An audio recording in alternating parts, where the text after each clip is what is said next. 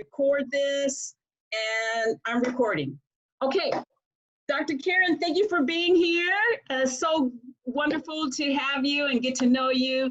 And so I'm going to hand it over to you and just tell me when you want me to go to the next slide.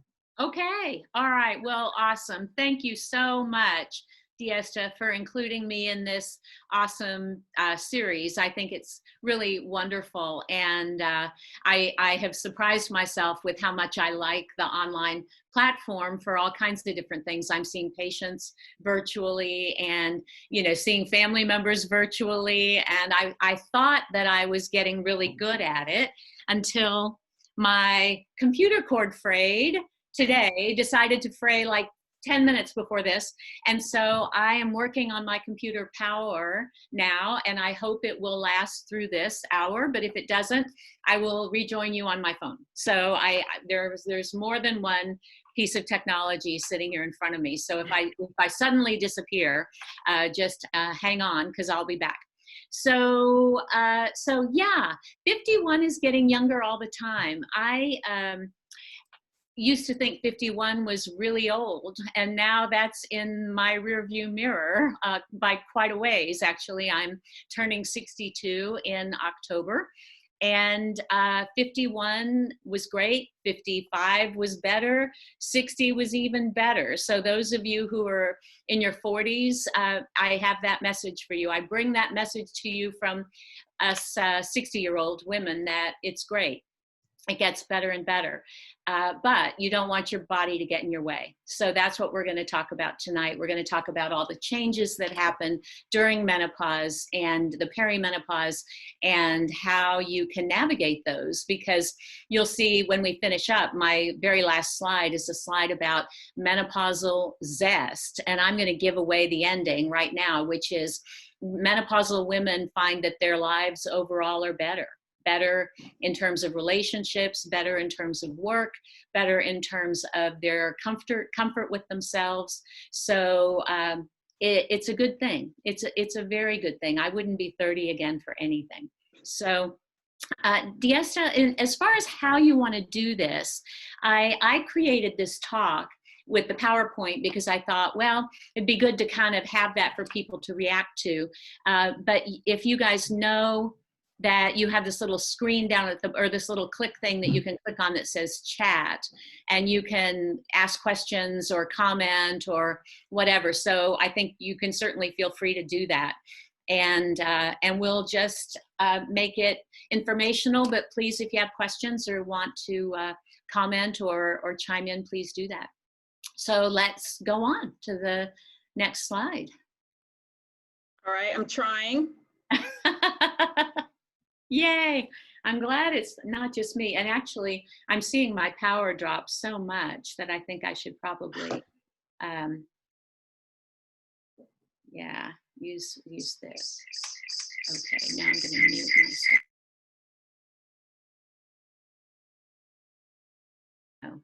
No, let me see. I'm gonna unmute myself there and mute myself there. How about that? Can you hear me now? But I sound like I'm from Star Wars. Yes. You have a big echo? Yes. Okay. Big echo. All right, then what I'm going to do is leave here and stay on my phone. Now, can you hear me? Yes. Yes. Okay. We can't see you, but we can hear you. Oh, you can't see me. All right, let me turn on my video. There you go. There you are. Okay. All right. And there, all right, perfect. So this is my colleague and work wife, Nicole Serino. Dr. Serino is a psychiatrist and a sex therapist, and she and I created the Menopause and Sexual Medicine program in the Center for Women's Health, actually about 5 or 6 years ago. And I'll just say at the beginning, sex therapy is a real thing. It's not sex surrogacy. It is a therapist, somebody with mental health credentials who in addition to being a psychologist or a psychiatrist or a therapist of one type or another, did 2 or 3 additional years of training to learn how to manage sexuality and sexual problems as a real therapeutic problem, a real therapeutic goal, and not just a symptom of other problems like, oh, it's your couple relationship, or oh, it's this other thing. So she is a sex therapist, she's a psychiatrist, I'm an OBGYN physician, and between the two of us, we provide services to people who are either medically menopausal, meaning they've become menopausal early because they've gone through medical treatments, surgically menopausal, meaning they've had their ovaries removed, or natural menopause. So it's not necessarily just age driven, it's driven by symptoms. So let's talk about some definitions and then we'll go from there. So next slide. Menopause means your periods have stopped, and they've stopped for a year. So when you've had no periods for a year, you are officially 100% menopausal. Average age of that in the United States is 51. The average transition time is about 4 years, and we call that the perimenopause. That's when the years are leading up to that time when you have no periods beyond usually around age 51. But that perimenopause can go quickly. It can be 1 year. It can go to 10 years. So it can be all through your 40s. And so you know you're in perimenopause because of symptoms. And typically your periods are changing and you're having other symptoms. So we'll get into that a little bit more. Okay, next slide. I love this slide. This slide tells a lot of information in a pictorial form. So this is life expectancy and age at menopause. So the life expectancy of women is this dotted green line. And you can see that it really hasn't changed. It hasn't changed over more than a century. So our grandmothers, our great-grandmothers would go through menopause the same time we did. But look at life expectancy. They didn't actually live that long. Their life expectancy was younger than the age of menopause. And then around 1930 or so, the lines crossed. And now here we are in 2020. And we can expect to live almost a third of our lives after menopause. So the decisions you're making now are going to make a big difference for you in your 60s, 70s, 80s. So we want those to be good years. So I think this is really a powerful slide to give you that sense of how much of your life is still left after menopause. Okay, next slide. But I like this slide too, because we don't want to stick a square peg into a round hole, right? This is not one size fits all medicine. It really is individual. Everybody's experience is your own. And when I sit down with a patient to talk about it, that's the first thing I say is tell me what's going on for you, because it can manifest in a lot of different ways.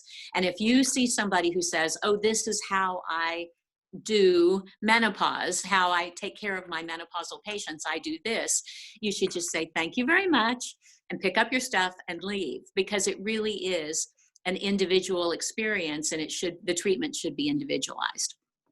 Okay, next slide.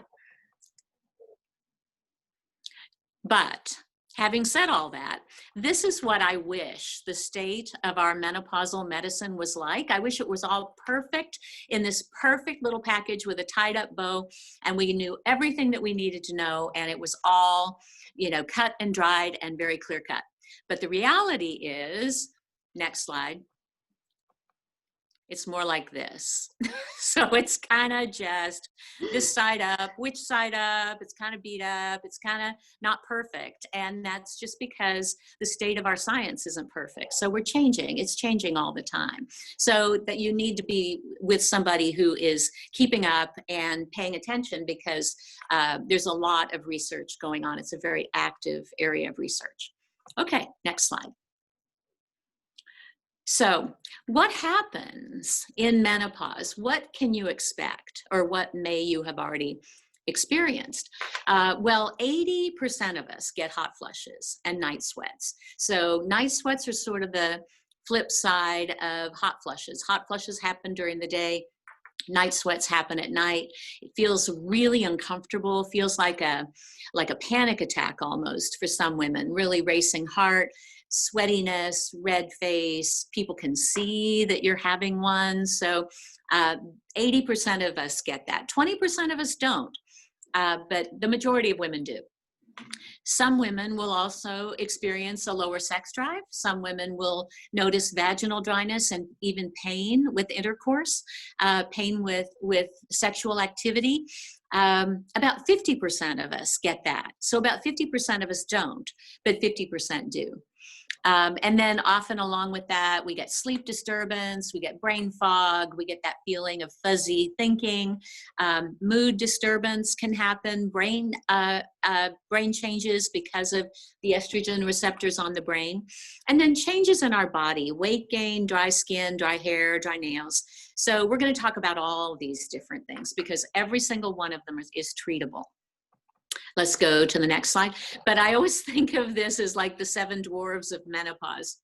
We are sweaty, sleepless, bone dry, grumpy, anxious, dopey, and sexless. And so, fortunately, though, we are not. We are not. We are not. We are not. And but it does give you a little bit of a sense of how much women can suffer during these years if they don't get proper care. And so, again, fortunately, there are lots of people out there who are good at this, and it's important to realize that you don't have to suffer through it all. Okay, so we're going to talk about hot flushes. And again, 80% of us get these. So almost everybody will experience these to one degree or another. Next slide. So the natural history of hot flushes, I want you to really look over at the 3rd column where I say age, and I've highlighted that in yellow. So the premenopause is younger than 45. Pre to early menopause is 45 to 47. The transition stages aren't as important as the age. But then when you see the percent of people affected with hot flushes, up to 80% of those women in their 47 to 49 years are feeling it. And, you know, that's not really menopause yet, right? Because most people are still having periods during that time. So I've seen a lot of women who've come to me and they've said, well, my doc told me that I can't be in menopause because I'm not old enough yet. And that's wrong. That's wrong, because it's not really about the age, it's about the symptoms. And so if you're hot flushing like crazy in your mid to late 40s, it's real. It's a real thing. And then as we get older, it tends to decline. And the postmenopausal women, 56 and up, can be as little as maybe 16%. Hot flushing, or 44%. Some women, unfortunately, will continue to hot flush on into their 60s if they don't do any treatment. But these will, in general, calm down and get better. If you do nothing, they will eventually get better and get more manageable, but they can be 4, 5, 6 years of a lot of discomfort, and I don't recommend just suffering through it. So what are the treatment options? Let's go to the next slide. And I'm not going to dig really, really deeply into this. We can talk about this a lot if you guys have questions, if you want to talk specifically about it. But I will just say estrogen is the gold standard treatment for it. If I give someone estrogen, and her hot flushes are due to menopause, I can promise that they're going to, if not be gone 100%, much, much, much, much, much better in about 3 weeks, 3 to 4 weeks. So it's really wonderful. It's quite rewarding to treat because people feel so much better, so much faster. And so estrogen, you can do a pill, you can do a patch on your skin, you can put gel on your arm, you can put a ring in the vagina. All of those methods will deliver estrogen in a way that will manage the hot flushes. Who can't take estrogen? People who have a diagnosis of breast cancer. If you have breast cancer, you probably should not take estrogen. If you've had a stroke, if you've had a heart attack, if you've had a blood clot in your lung or your leg or your brain. Other than that, family history doesn't change it. You could take it. Other kinds of medical conditions, these are really the only ones that keep you from being able to take estrogen. If you can't take estrogen, progesterone is another good alternative. And some women who have a uterus, if you have a uterus, you actually have to take both estrogen and progesterone because the progesterone balances the estrogen in the uterus. If you've had a hysterectomy, all you have to do is take the estrogen. And if you guys want to know more about this, we can dig into that more in the discussion. If for whatever reason, you're not going to take estrogen or progesterone, the next best option are antidepressants. So Prozac, Paxil, Effexor, Zoloft, almost any of that particular class. Isn't estrogen cancer causing? You know what? The risk of breast cancer with estrogen is greater with a sedentary lifestyle or alcohol intake or obesity than it is with estrogen. So the risk of estrogen with when you're taking it postmenopausally is about 8 extra cases of breast cancer per 10,000 women. So you think about 10,000 women, right? That's like half a football stadium. And 8 extra cases of breast cancer per 10,000 women if you take estrogen. And the risk of obesity and breast cancer is 9 times that.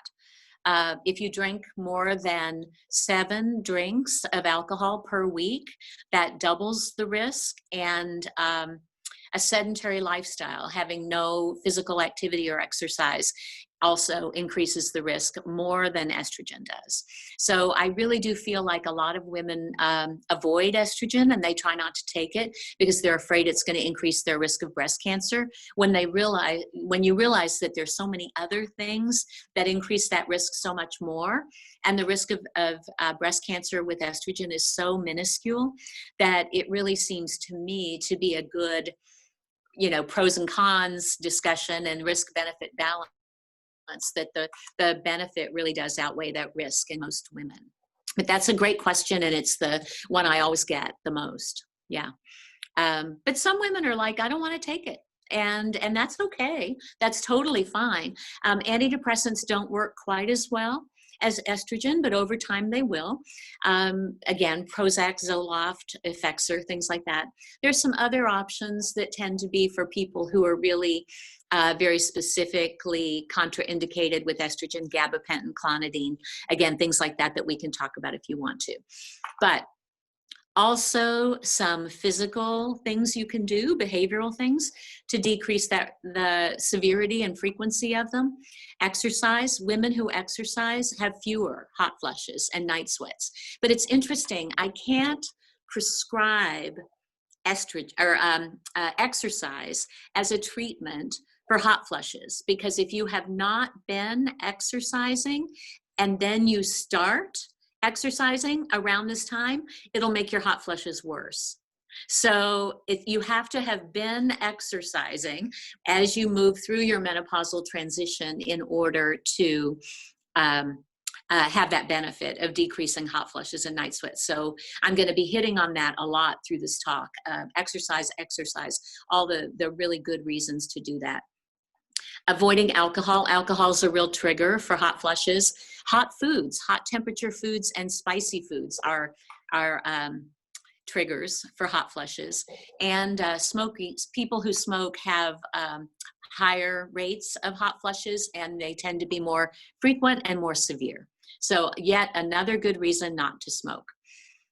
What probably won't work, let's go to the next slide. What probably won't work, soy, red clover, dong quai, the things that say Women's Botanical Formula 1, Women's Botanical Formula 2, those things, evening primrose oil, all of these are various natural forms of estrogen. And the research on soy in particular is really interesting. There are about 14 studies about soy and hot flushes. And about half say it works and about half say it doesn't. And it seems like they mostly work for very mild, very minor hot flushes. But when you get into the moderate or severe range, it doesn't really work very well.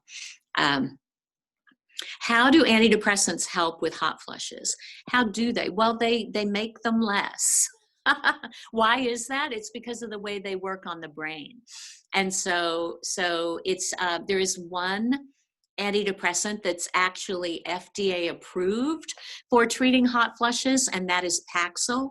But the rest of them work as well, and it's because they work centrally on the brain, and that's where hot flushes start. So yeah, that's how they work.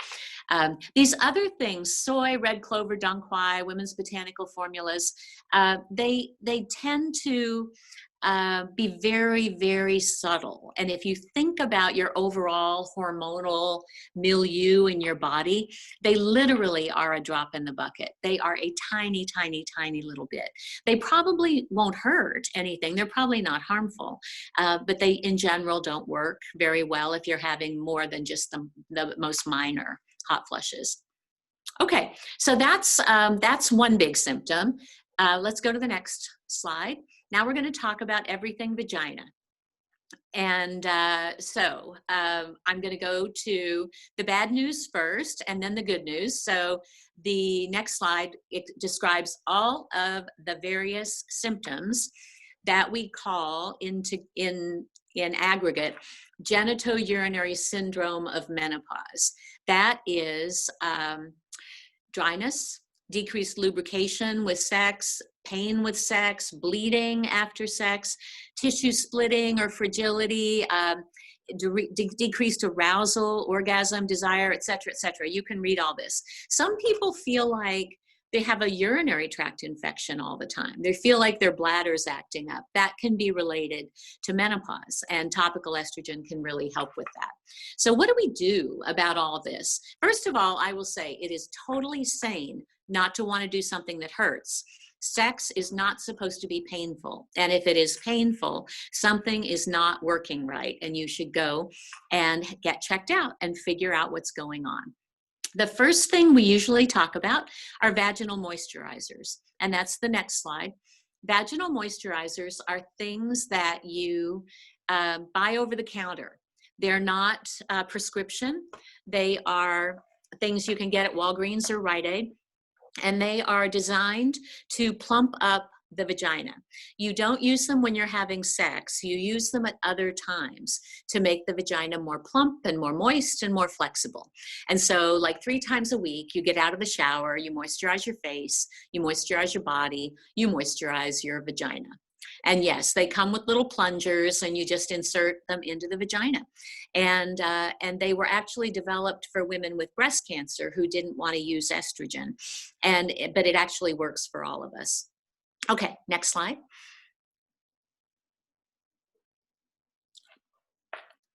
The other thing that's important are vaginal lubricants. You want to make sure that everything is very slippery and smooth when you're having sex. You don't want any kind of tissue trauma or dragging or rug burns. And my actual favorite is coconut oil. And I have a picture of that on the slide. There's some ones you can get over the counter as well. Silicone lubricants are the better ones over the counter because you will get, it'll stay more where you put it. It doesn't absorb into your body the way a water-based lubricant will. But coconut oil is great. It's cheap.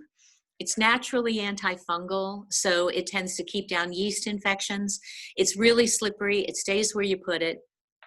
And it's just the plain old stuff you buy at Trader Joe's. Trader Joe's even has little packets of coconut oil that you can buy a box full. And they're great for travel if we ever travel again. And one packet lasts 3 or 4 episodes of sex. So lubricants are important, moisturizers are important. And then next slide. If moisturizers and lubricants aren't enough, Topical estrogen works really well, and just putting it on your fingertip as a cream and rub it into the opening of the vagina. And you do it every night for 2 weeks, and then twice a week or so after that. Along with that, a ring in the vagina, that estrogen tablets, something oral is okay too, but estrogen cream really works.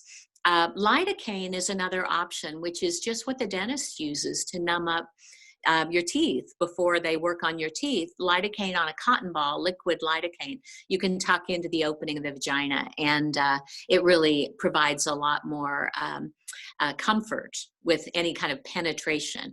And I'll just say, sex comes in lots of different flavors, and you don't always have to be trying to put something in the vagina. You can have oral sex, you can have touching, but you shouldn't say, well, my vagina doesn't work anymore, I guess that part of my life is over, because that's not true. And so we can totally fix that. If you are taking estrogen, here's some other things. Let's see. Is there a way that delivers it best, topical or ingested, and isn't coconut oil comedogenic? And if you're taking estrogen orally, do you need vaginal moisturizers? All good. Topical is my favorite for people who aren't hot flushing, but just have ouchy sex. If your vagina's ouchy, then, and you don't really have anything else going on, you really don't need to be taking anything orally. You can just put the cream on the opening of the vagina. And let me go back to the questions. Yeah, and so the cream is you're just putting it right where it hurts, right? So that makes the most sense to me. But if you're having hot flushes, night sweats, other things like that, and then you are going to get some benefit in the vagina with the pill that you take, or the patch, or the gel that you're using. Coconut oil, is it comedogenic? I don't think it is in the vagina.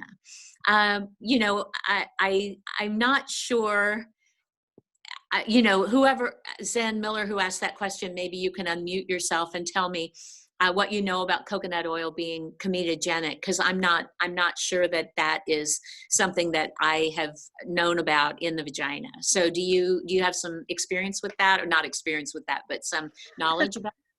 Thank you so much for being here. First of all, I am so happy to get this information. I'm taking notes along the way. The question for the first one was for the delivery of topical or ingested. That was for estrogen. Mm-hmm. Oh, for like if you're treating the hot flushes. And if I'm taking estrogen, do I like, I'm torn whether to take it to do a compound or to do it orally. So what is the best delivery method to get consistent results? Right. So that is also a great question, because estrogen is, there are some FDA approved versions of it, and then there are compounded that you get at a compounding pharmacy.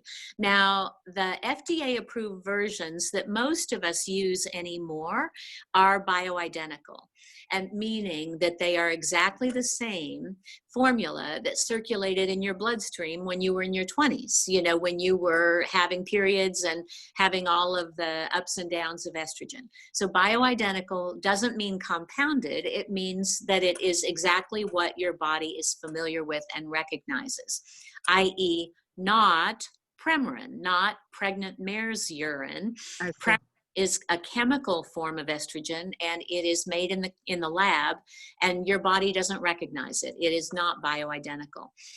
So all of us, most of us who are up to date, use bioidentical forms, and the best way, our most preferred way, is something other than oral, something other than a pill, because there's this research group in France that's been looking at this for years, and what they found is if you swallow an estrogen pill, it goes directly into the liver, and the liver responds by making clotting factors. And so there's a little bit of an increased risk of blood clots if you're taking a pill form of estrogen.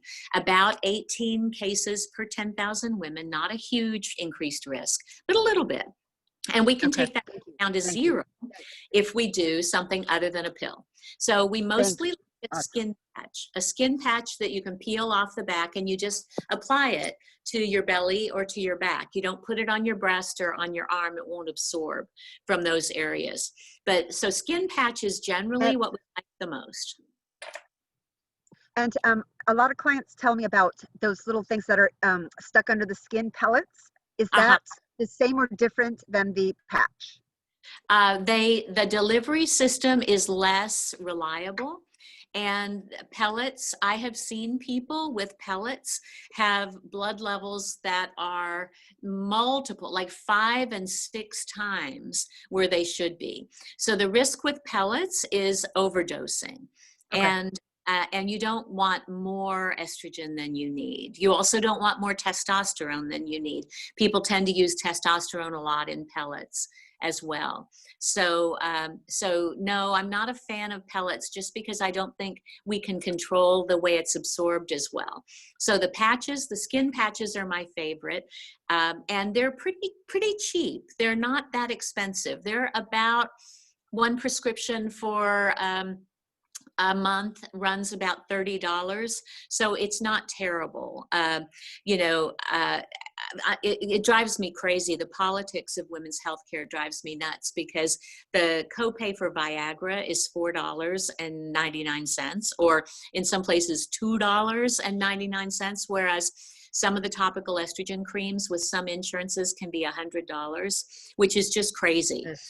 So sometimes I will compound estrogen cream for the vagina because it's a little bit cheaper. It'll be more like $30 or $40, depending on people's insurance. But if insurance was no problem and I could just do it the way I think clinically it makes the most sense, I would do a patch on the skin and topical estrogen in the vagina if people need that in addition. If you're taking estrogen orally, do you need vaginal moisturizers, you asked?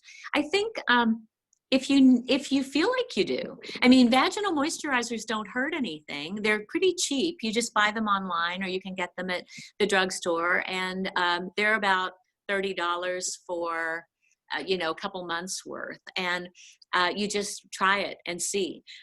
Just insert it in the vagina and do it a couple times a week and see if that makes a difference. But that's something that you can kind of just experiment with. Thank you. So going back to the question about the coconut oil, I used to really like the silicone, but I did notice it increased a UTI. So I switched down to like a hybrid, but I still kind of have that feeling of like I have a UTI kind of brewing all the time. And so that really hit a chord with me when you said that. So is my lubricant giving me that feeling, or is menopause giving me that feeling? And should I go to water-based? The question about the coconut oil was more kind of the skin around it, just because my skin is very, very sensitive. So I don't want to clog any pores on the outer edges, not so much inside. Right, exactly. Most of the time, I find that people tolerate the coconut oil really well. In fact, it's pretty skin friendly. Water-based lubricant is not all that skin friendly. Water-based lubricants get sticky. Right. And ball up in about a minute or so, and you have to keep reapplying them. And I am really, really, really not a fan of the warming or the flavored or any of those, because it never should burn. If you put lubricant on and it starts to feel irritated or burny, wash it off, because it's not supposed to be irritating at all.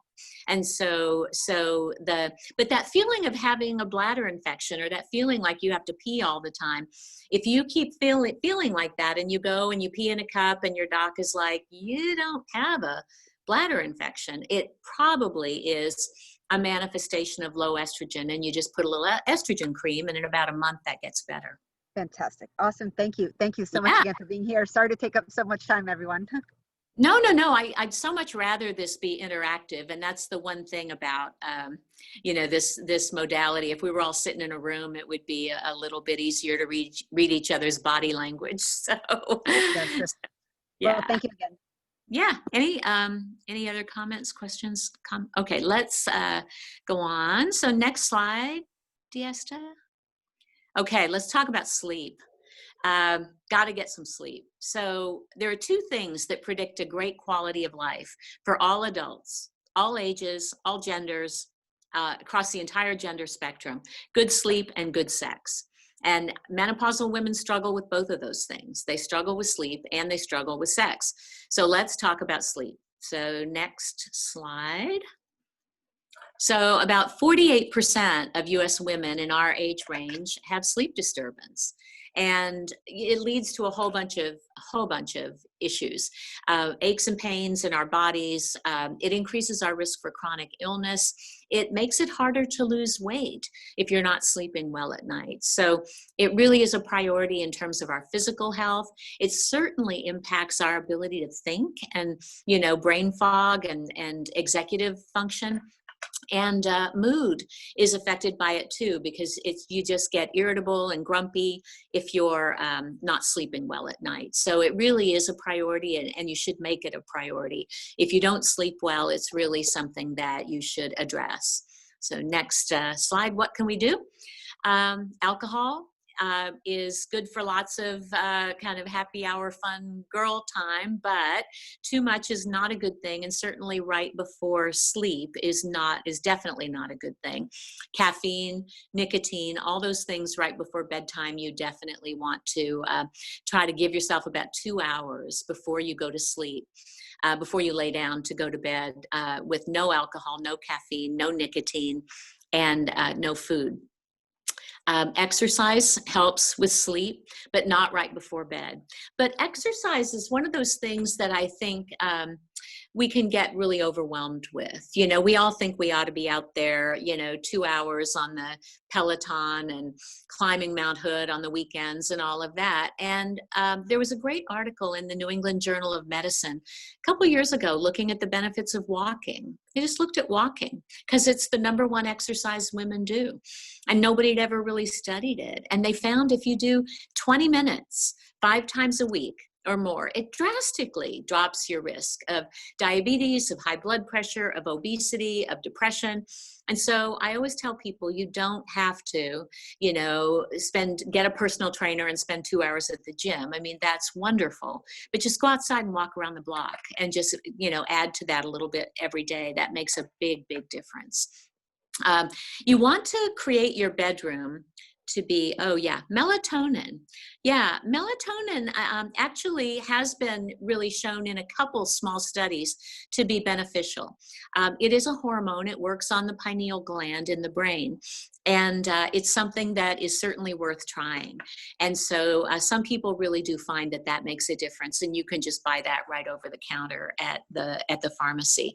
And I would much prefer people do that than take trazodone or Ambien and those things. Sometimes we end up prescribing that for people, but I think melatonin is much more benign and safer. The other thing is just sleep hygiene stuff, get blackout curtains, get all the screens out of the bedroom, get one of those old-fashioned clocks with the hands on them, and no glowing digital clock. Just really turn down the thermostat, make the bedroom really dark and cool. And then just simple things like get up at the same time every day. Don't go to bed until you're really sleepy. And then if you've been lying there for a couple of, 20, 30 minutes and you can't go back to sleep, you really should get up, because the bed is for sleep and for sex. And it's not a good idea to lay in bed tossing and turning.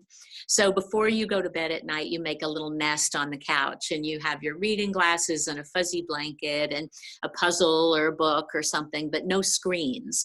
And so if you're laying in bed tossing and turning, just get up and go to your nest, read your book or work on the puzzle until you get sleepy, and then go back to bed, because you really want your brain to understand that when you're in bed, you're sleeping or you're having sex and not worrying or ruminating. Okay, next slide. Let's talk a little bit about mood changes too. What happens to our mood in menopause? So next slide. Menopause doesn't cause depression. So if you've never, ever had depression in your life, you're not going to probably get depressed around the time of menopause because of menopause. But women who have a history of depression, if you had postpartum depression, if you had depression in college, if you had other times in your life when you had mood disorders, you're more likely to have that happen again when you get to menopause. So, and you know, a lot of it has to do with life stressors. We've got aging parents, our kids are getting out of the nest, and there's just a lot going on in our lives that can sometimes trigger depression and mood changes. And you know, y'all, it's funny. I talk to women all day long, and especially now, people are saying, I don't know. I don't know if it's my hormones. I don't know if it's menopause. I don't know if I'm depressed. I don't know if it's COVID, but I just am not feeling like myself. And if you are feeling that way, I would say that you and, you know, 20,000 of your girlfriends, of all of us, it is very much a tough time right now. And I think it's really important to recognize that and to be gentle with ourselves and not, you know, say unkind things to ourselves, that we ought to be able to pull ourselves out of it. We ought to be able to, you know, get our act together. And it's really tough times. So let's talk about what we can do. So next slide. Relaxation and stress reduction, mindfulness, meditation, yoga, things like that really can help. Look at your environment too and see if there are stressors that you can impact. You know, I always think that, you know, when the canary in the coal mine got sick, we didn't teach the canary to do yoga. We looked at what was going on in the coal mine and said, we need to fix the mine. So if you've got a stressful environment around you that is creating some of the difficulty for you, think about that. But also go inside and think about stress reduction, relaxation, yoga, those kind of techniques. Antidepressants are absolutely worth taking if you need them. St. John's wort actually has been shown to help as well. And, but you want to be careful with St. John's wort. Don't mix it with antidepressants because you can get funny side effects with that. And if you do decide to take estrogen for the reasons we've talked about, it can help. It can help mood swings. It's been shown to decrease tearfulness, irritability, feelings of sadness. And so that's another reason to consider taking estrogen. Okay, next slide.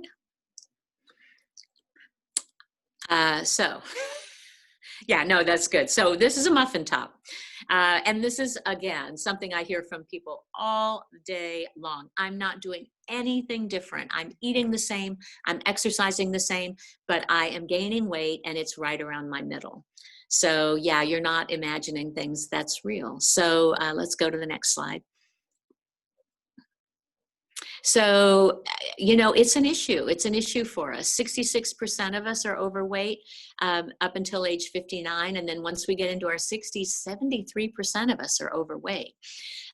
So, you know, we've got a decrease in our lean body mass. Our metabolic rate is slowing down. And it tends to sort of settle right around our middle. So on average in menopause, about 5 pounds of weight gain goes right around your middle. And that's just because of the metabolic changes that happen around that time. So yes, it's real. And I have a patient who is an extreme athlete. And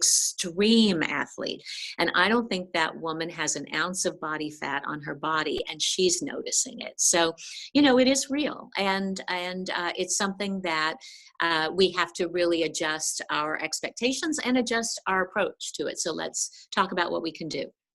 So next slide. What to do? Active, again, be really active as far as exercise. There's lots of good reasons for that.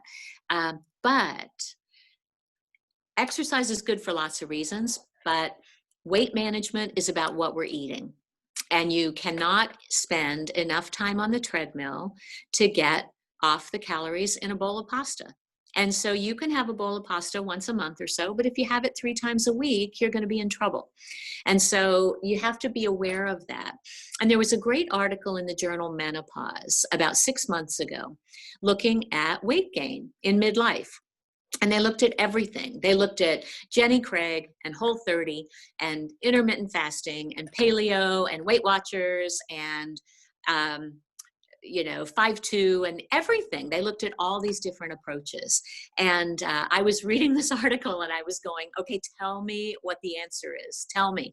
So I skipped to the end and I get to the end and it says, they all work if you stick to them, but it takes longer. And the message of that article was that, we could drop 5 pounds in a week or two when we were in our 20s. We could do that. And now it's going to take 4 to 6 weeks to drop that 5 pounds. And so, but anything will get you there. Anything that you can stick with, that you're not constantly just thinking, oh, I need to get off of this. I can't wait to get back to normal. If you can stick with it, it will work. So don't give up. Don't lose hope, because it will work. It will work. I'm going to say this again. It will work, but you have to stick with it, and it takes longer. And that's just the reality of being 60 versus being 30. I'm actually a fan of intermittent fasting. And so I'm a fan of intermittent fasting. There's actually really good data to support it. And it's not an eating disorder. And there's a great book. It's called The Obesity Code that kind of puts out the science behind it. And the whole book is the science, but the last chapter is the solution. So if you want to cut to the chase, just read the last chapter and it'll explain how you can structure things to do that. But some people can't do that. They get dizzy at 11 o'clock in the morning if they don't eat. So don't do intermittent fasting if that doesn't work for you. Do something more like the Mediterranean diet, or something that will give you a little bit of something all day long. But if you can do intermittent fasting, it actually has been shown to prolong people's lifespan and it really allow for people to do good weight maintenance. Okay, and then now what's up with my hair? And we're coming to the end, you guys, and then we'll talk more. We'll have more of a conversation. So what's going on with hair? So next slide. Hair loss is real. In menopause, it's called female pattern baldness, which is a little bit more kind of at the crown, versus male pattern baldness, which is more above your ears. But it does happen. The good news is once you've gone through your menopausal transition, it tends to settle down. And so you're not going to continue to lose hair at that rate. It tends to stop. But when people say, wow, in the shower, there's just so much hair in the drain. Yeah, that's real. You want to make sure it's not your thyroid. And you want to make sure that you have a good, well-balanced diet, because things like zinc deficiency can cause hair loss. So just a good multivitamin supplement is a good approach if you're noticing hair loss. Estrogen, there actually are estrogen receptors on the collagen and the hair fibers, and so it can support hair growth.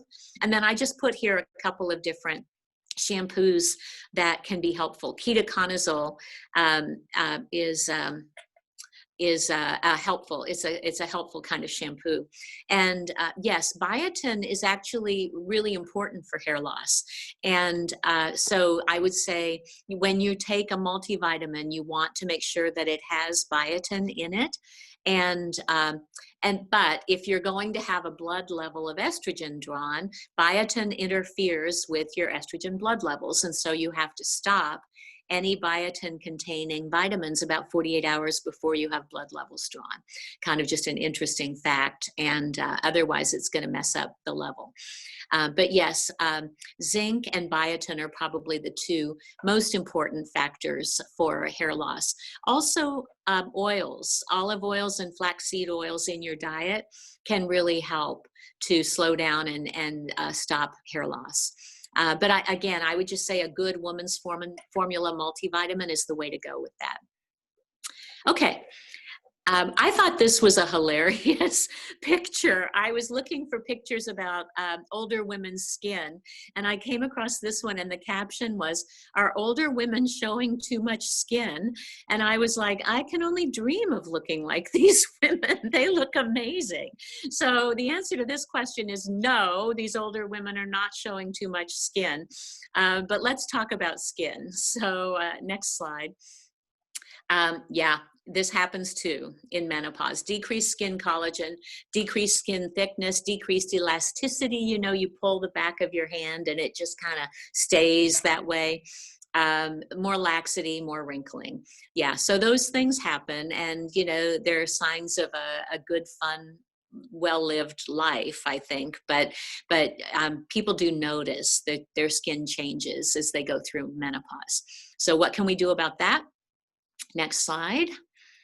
Sunscreen, sunscreen, sunscreen.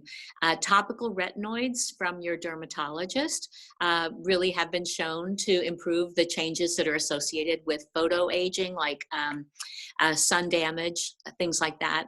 And then if you take estrogen, it actually can be beneficial for your skin.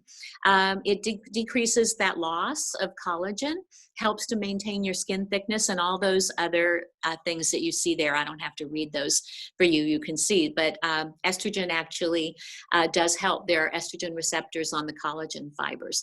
I don't prescribe it for that reason, because the effect isn't, it's not like getting a facelift, I'm sorry, but you will see a little bit of difference if you take estrogen. But the most important thing is preventing sun damage. And so sunscreen, big hats, those kinds of things. Next slide.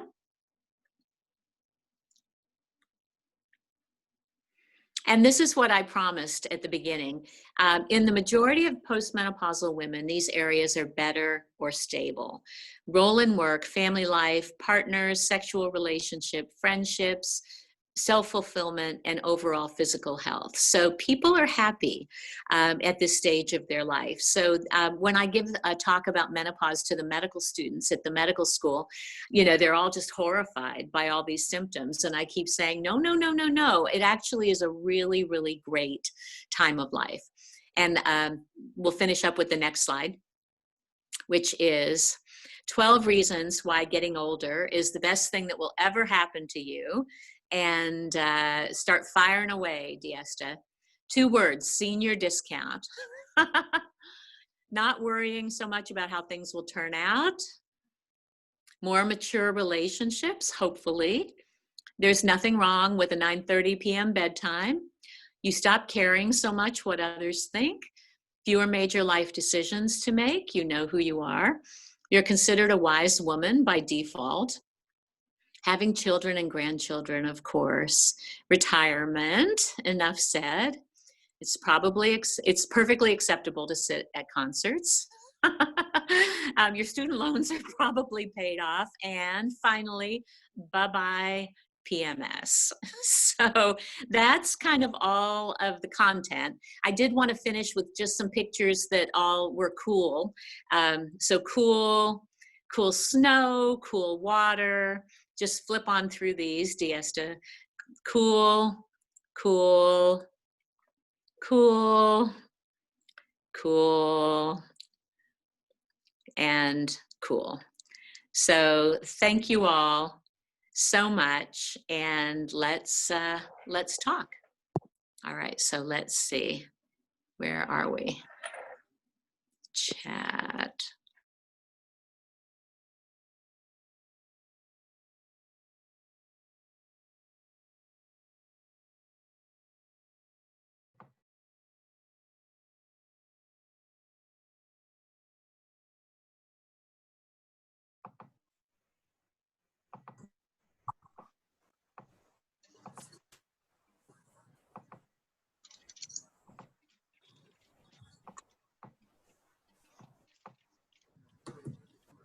You guys hear me? Yeah. Okay. All right. I tried to unmute everyone, but go ahead and unmute everyone. Oops, feel free. Dr. Karen, I think you got to all of the questions.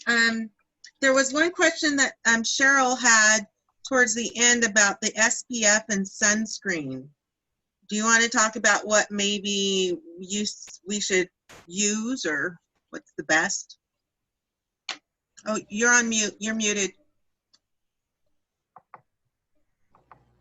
Mute. Okay. Hello. Hello. There you are. Sorry about that. Okay. Yeah, that was SPF somebody made a comment, SPF for higher Fitzpatrick is very important. I don't know what a Fitzpatrick is. So what is? That's for African Americans. A lot of people believe that they don't need SPF. And so it is important that they find one that works well with their skin. It doesn't make them look chalky. And so it is very important that everybody wears the SPF as they go through menopause. Oh yeah, sunscreen. And what is the Fitzpatrick part of that? Oh, that's just a scale of your how you get UV, how you get sun. And so like I'm very pale with red hair and green eyes, so I'm a Fitzpatrick 1, and like Diesta would be a Fitzpatrick 5, 6. So it's just your skin color kind of based on a scale of how you accept the sun. Right. So even though you have a higher Fitzpatrick score, you still need sunscreen. That's what you're saying. Correct. Yes. Everybody needs it. Perfect. Yeah. Point. And then somebody has here, can you speak about treatments for urgency, urinary urgency? I've tried PT, physical therapy, Kegels, medications, and pumpkin seed oil and estrogen topical tabs inserted vaginally 3 times a week. I'm 55, slender, active, and I feel I'm too young for these issues. I avoid the foods that exacerbate, acidic foods as well. I do Kegels, but the PT says my muscles are strong. This is really, really common. This is a really common situation. And I think, don't we have a pelvic floor specialist in the group tonight? Yes, Linda's waving her hand. Yeah, do you want to talk about this? Well, I'm going to be talking about this a lot at the end of the month, but I guess it depends on why you're having the urgency, why you're having the frequency. Did you have a C-section and the scar's pushing your bladder down? Did you have any other surgery? Did you have an episiotomy? And there's so many things that could happen. So I would hope if you went to whoever it is, I don't know who asked the question, but I would hope if you went to a pelvic PT, they did more than just give you Kegels. Yeah, this is Belle. I'm the one who asked the question, and I had the whole urodynamics at Virginia Mason, and everything they said is normal. So I haven't had a baby, and I haven't had all those other medical issues that you've mentioned. So there's nothing unusual, abnormal about my history. We were wondering if it was fibroids that was making it worse, but they measured what my fibroids were like 5 years ago when I wasn't had the issue, and fibroids now, and they're about the same. Isn't going to make it worse or help it. It shouldn't really, it's not going to make much of a difference either way.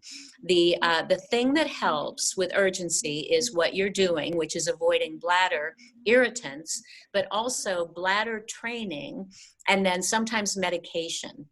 So bladder training is where you don't run to the bathroom and you say dry, dry, dry, dry, and you think about the Sahara Desert and you do everything that you can think of to get that bladder spasm to stop.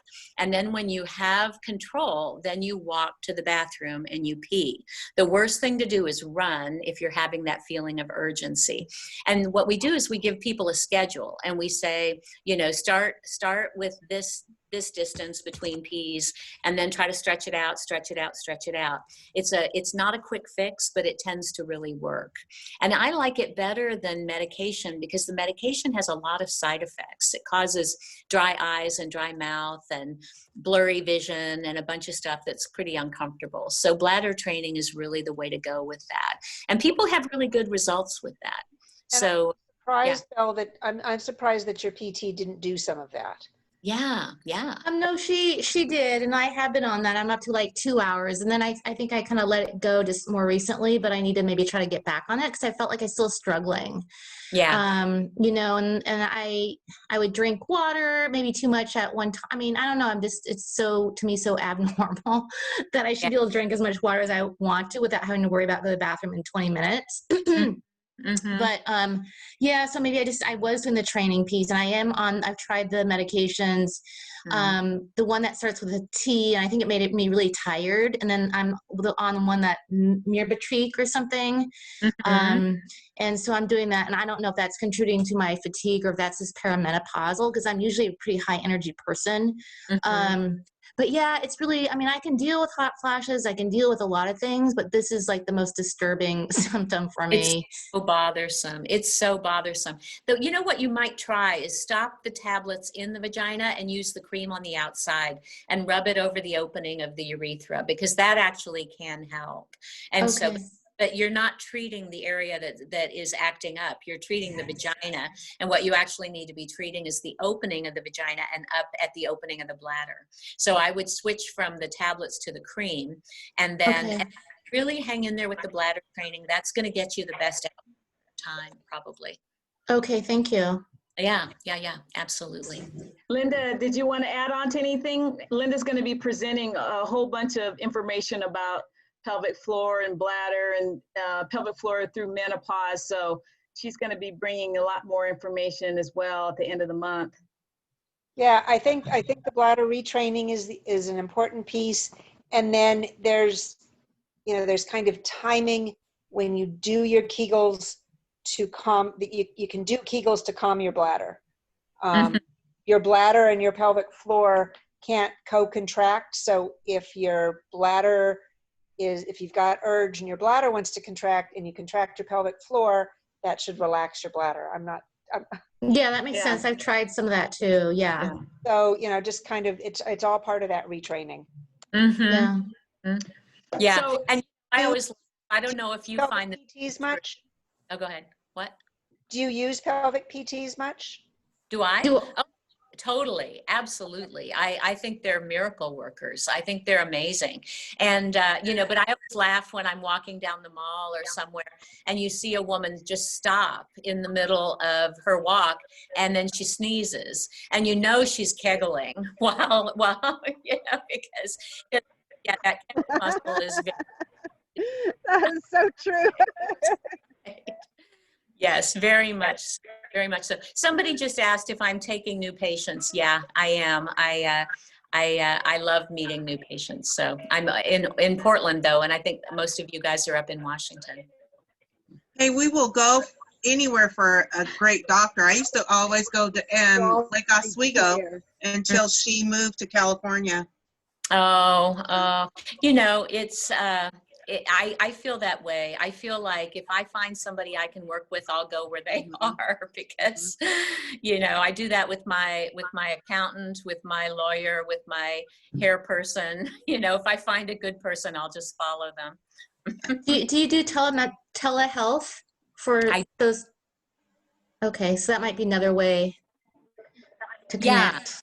Yeah, that has turned out to be a really nice thing. People are, I can see people in Oregon and in Washington because I'm licensed in both of those places. And I think Medicare has, the powers that be have said we can see people even, further beyond that in this kind of crazy time. So yeah, you just, call the Center for Women's Health, OHSU, and virtual visits are pretty easy to get into. I have a lot of availability for that. So yeah, absolutely. Well, it's about 8:12, and I don't want to keep everybody too long, but if everybody could just give Dr. Karen Adams a round of applause. Can we give her a round of applause? Yes, thank you. Here's to midlife. To all of you. Thank you. This was so informative.